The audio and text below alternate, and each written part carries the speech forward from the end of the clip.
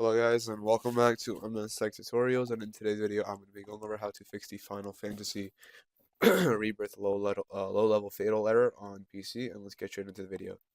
So this error basically happened if your PC, like, the drivers aren't updated, or if there's just a issue with drivers in general.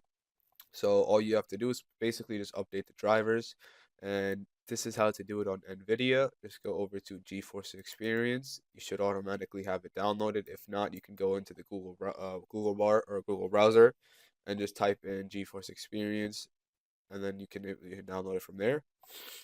But anyways, once it is installed, go over to Not Now, go over to Drivers, and then make your way over to, it should be right here. You have the latest GeForce Game Ready driver, but if it doesn't say that, you can go ahead and check for updates. It will check for the updates, and it will say, custom or express installation. You want to do express installation. You want to download it, and then once it's downloaded, it should be a check like this: the GeForce Game Ready driver is ready. Now, I believe AMD does have a little bit of a different process. I'm not exactly sure what it is, but I think you can do the same thing. Just go online, hit AMD drivers, and just download the latest one.